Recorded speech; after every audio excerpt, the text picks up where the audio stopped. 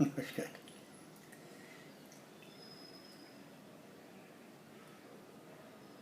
कौन डांडो लगाए हुआ है मारो माचो।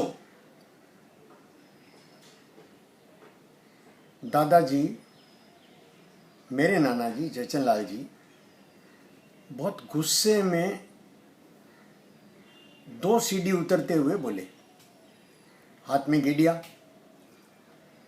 रात का सारा काम निपटा करके और नीचे उतर रहे थे। दालान कहना ठीक नहीं है, चौक कहना भी ठीक नहीं है। नीचे बाग में रेत पर उनका बिस्तर लगाया जाता था। बिस्तर माने माचा, डोलिया और उस पर गद्दा वगैरह सब। तो उनका बिस्तर लगाने के लिए सब बच्चे लालायित रहते थे। दिन भर वो जो काम करते थे, वो काम जयचंद लाल जी के प्रति सब बच्चों के मन में श्रद्धा जगाता था। सब हैरान, सब आसपास खड़े हैं। स्वरूप सिंह जी और रतनलाल जी ने मिलकर उनका बिस्तर, चद्दर वगैरह सब लगाया था। सफ़ेद चद्दर, सफ़ेद तकिया, रात को ओढ़ने वाली पतली, वो भोपाल से बनती है कि वो रेशम वाली वो चद्दर, और बहुत अच्छे से करीने से लगी हुई, एक भी सलवट नहीं। सब हैरान। रतनलाल जी ने पूछा, काई हुई हो दादाजी, दादो साहब काई हुई हो, देख माचो किया लगाए हुए, डोलियो किया लगाए हुए। अब वो देखे दाएं ऊपर नीचे कहीं सलवट नहीं, एकदम साफ।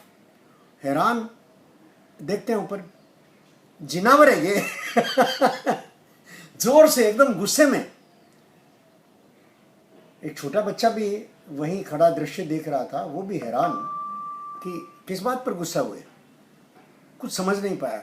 तब तक बच्चा कोई गणित नहीं लगा पाता था, कोई बच्चा नहीं लगा पाता। बच्चे को गणित हम ही सिखाते हैं, तर्क सिखाते हैं, गणित सिखाते हैं। तो नीचे उतर करके फटाफट, थोड़ा जल्दी में, और गेडिये से कहा कि सीधा कर इसको। तो उन्होंने डोलिये को थोड़ा सा पकड़ करके शायद 2 डिग्री से 5 डिग्री तक सीधा किया। 2 डिग्री से 5 डिग्री का फर्क, और 11 पट्टे के उस पूरे बाग में, और पा लेना, देख लेना, ये सूक्ष्म दृष्टि थी जयचंद लाल जी सेठिया की। और तब वो वहाँ पर बैठे, उनके आसपास मुड्डे लगा करके, चांदनी रात थी, यही गर्मियों के दिन थे, बालू रेत पर ठंडा करके, बालू रेत को पहले ठंडा करके, रेत गर्म हो जाती है तो थोड़ा वहाँ पानी का छिड़काव करके, तब वो माचा ढोलिया उनका लगता है। चारों तरफ हम मुड्डे बाग में अभी भी पड़े हैं। मुड्डों पर बड़ा कलात्मकता से कपड़ा चढ़ाना और मुड्डे लंबे चलना, मुड्डों का बड़ा शौक। मैंने मुड्डे वहीं देखे।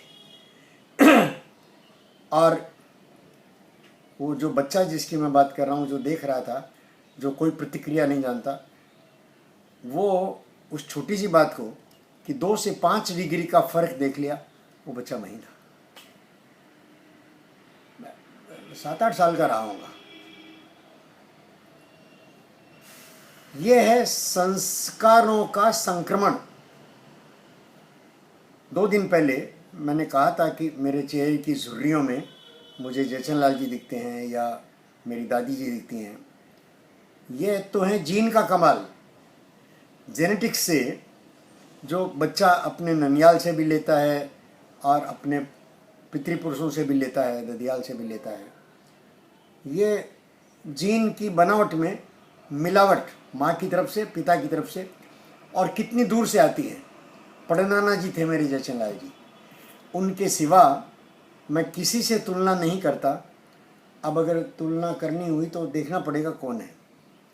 जैसे धनसुख का चेहरा जो है अपनी नानी बाड़ी पर मिलता है, और धनसुख का चेहरा नानी बाड़ी पर मिलता है, और आलोक का चेहरा, आलोक हेमंत का चेहरा भंवरलाल जी से थोड़ा मिलता है। मैंने ये, और ये सारा इसका संपत का चेहरा नानी बाड़ी के उनियारे पर आया है।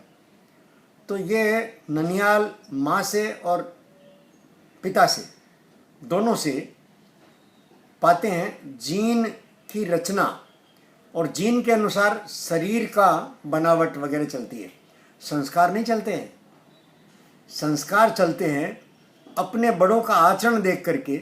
जो बच्चे ने रिसीव किया, जो बच्चे ने अपने दिल में बिठा लिया, वो संस्कारों के रूप में पूरे इस देह में, देह की पूरी यात्रा में, और फिर आगे अगली देह में भी, अगली देह में भी।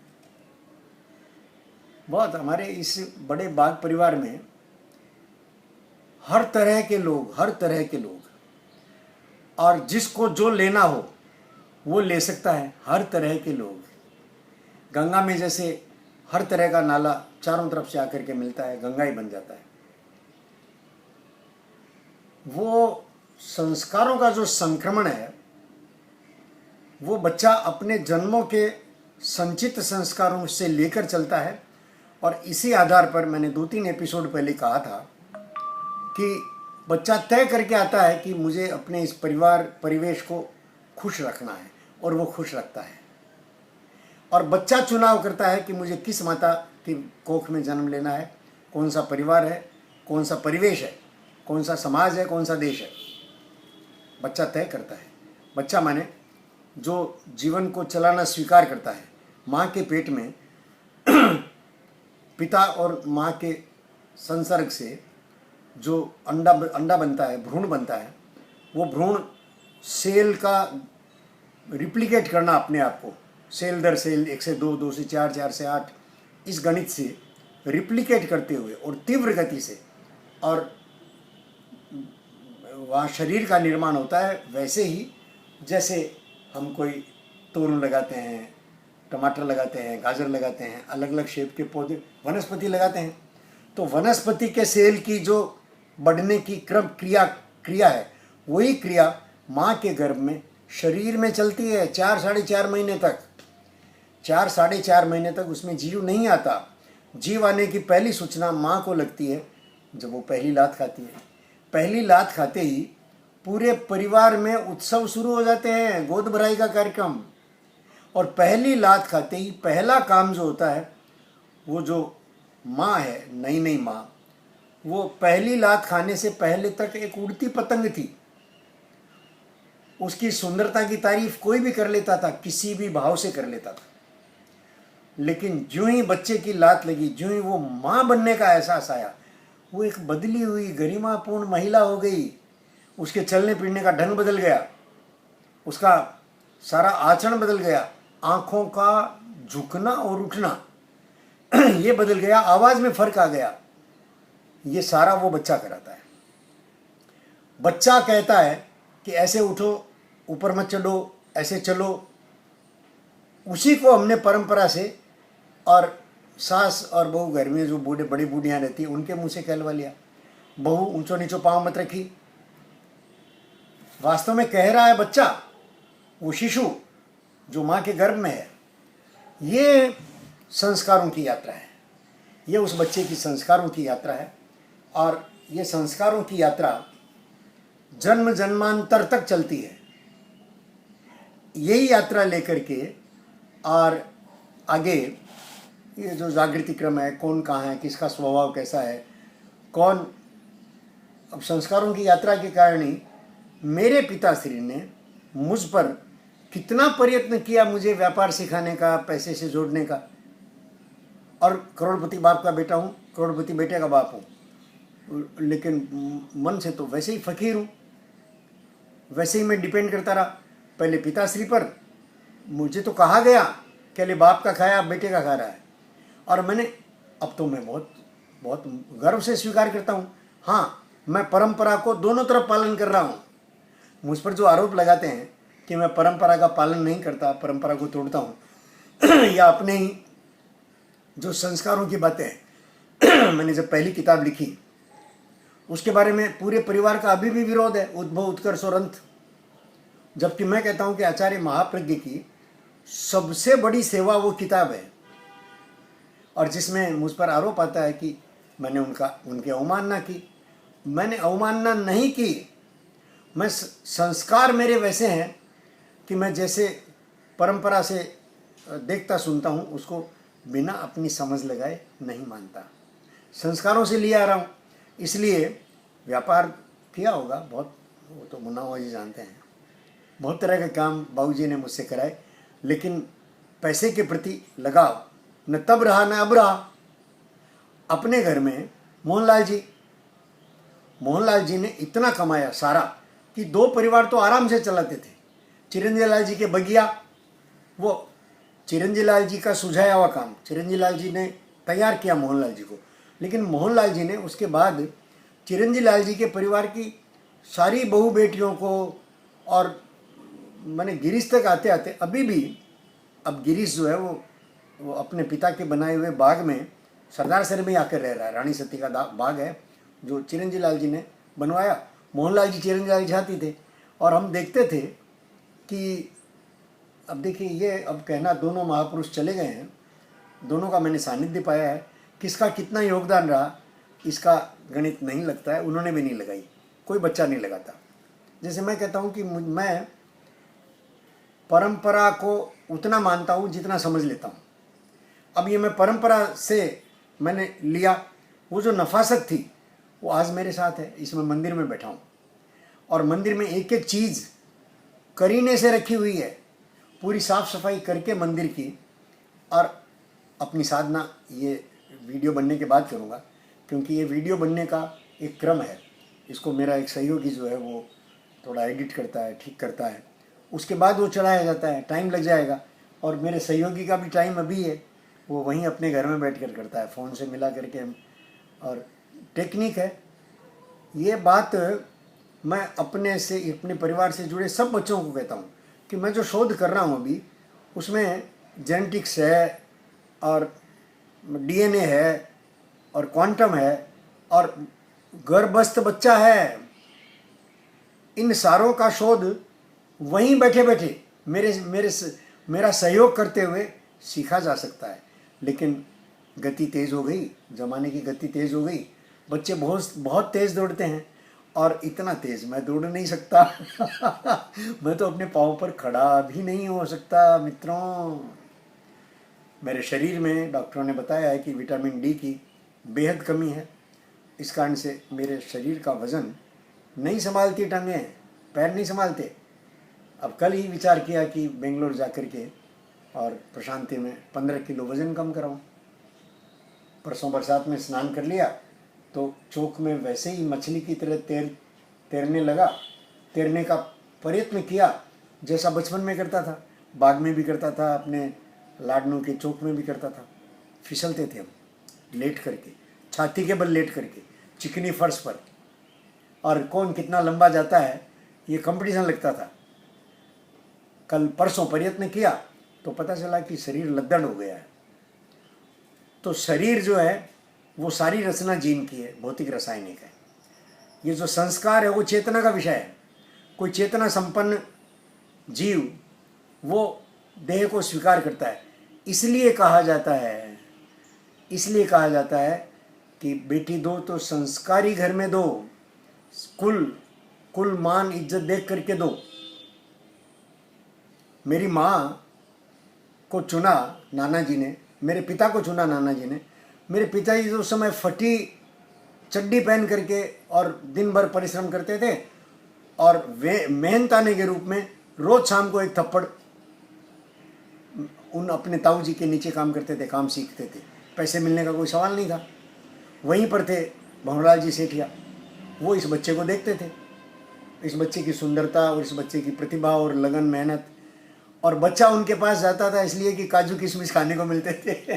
भंवरलाल जी काजू किशमिश खिलाते थे और सारी बात पूछते थे। और फिर तय कर लिया पहले अपनी बहन के लिए, शायद रत्नी नानी साथी या कान्या नानी साथी, मुझे ध्यान नहीं, आकर के अपने पिता को बताया जयचंद लाल जी को। जयचंद लाल जी ने कहा नहीं, ये कोई घराना ही नहीं है, हम तो सोने के कड़े वाले हैं। और उनके पास तो अपना घर भी नहीं, खाने पीने को रोटी की व्यवस्था नहीं, मांग कर छाछ लेते हैं और उससे वो बुढ़िया जो है वो कैसे घर चलाती है। मेरी दादी जी और लोगों के अनाज साफ करके उसमें से जो निकलता था कचरे के रूप में, उस जौ की रोटियां और मांगी हुई छाछ, उससे घर चलता था, पैसे नहीं थे। और उससे मेरी 4 बुआओं की शादी और उनके बच्चे, और मेरे पिताजी 11 साल, पता नहीं 14 साल के थे तब काम पर गए थे पहली बार, 7वीं की परीक्षा देकर। माध्यमिक होता था उन दिनों 7वीं। तो ये संस्कार जो है वो भंवरलाल जी ने पहचाने कि ये बच्चा ब्राइट है, सबसे आगे निकलेगा, और आगे निकला है। भंवरलाल जी ने अपनी 4 संतानों को एक से बढ़कर एक प्रतिभावान बनाया, एक से बढ़कर एक। सुनीता की प्रतिभा, सरोज की, सरोज ने तो अद्भुत किया है, और सुमन, सब अपने अपने घर में मस्त हैं, खुश हैं। ये मेरे पिता का तप है लगातार, इसको पहचाना भंवरलाल जी ने। और इसलिए कहते हैं कि बेटी दो तो संस्कारी घर में दो, कुल देख कर दो। आज की तरह नहीं कि शारीरिक आकर्षण देख करके बच्चे बच्चे के बीच में इन्फेक्शन हुआ और मेरे जीवन में दखल देने वाले आप होते कौन हैं। अपने सारे बड़ों को लात मार करके, नकार करके, और शादियां हो जाती है। परिणाम हम देख ही रहे हैं। संस्कारों का प्रवाह रुक गया है। हम संस्कार क्या है ये समझना भी मुश्किल हो गया। ये जो हम पूर्वजों की कहानी कह रहे हैं, इन कहानियों में एक तो जीन के कारण से हम लिए आ रहे हैं उनके प्रति श्रद्धा, दूसरा उनके अपने आचरण के कारण से श्रद्धा बनती है। श्रद्धा गौरव आचरण से बनता है।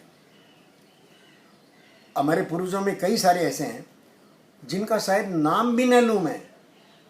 अरे राम के बाद कितने राजा हो गए, किसी को नाम याद है? कितने यशस्वी चक्रवर्ती राजा हो गए। रामकृष्ण बुद्ध महावीर 4 महापुरुष, उसके बाद शंकराचार्यों की परंपरा चलती है, लेकिन करोड़ों करोड़ों निकल गए ना ऐसे ही।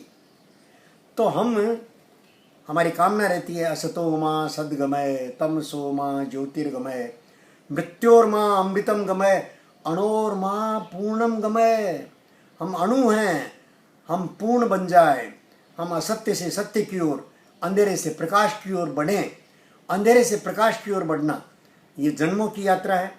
जन्मों की यात्रा का आधार जो है वो भौतिक दृष्टि से जीन, किस कुल परंपरा में किस जीन का प्रवाह चल रहा है, और ये जीन में घालमेल जो है वो वर्ण संकर पैदा करते हैं। जो गीता में अर्जुन ने कहा जायते वर्ण संकर है, संकरो नरका एवं कुलज्ञानाम कुलस्य च पतन्ति पितरो येषाम्।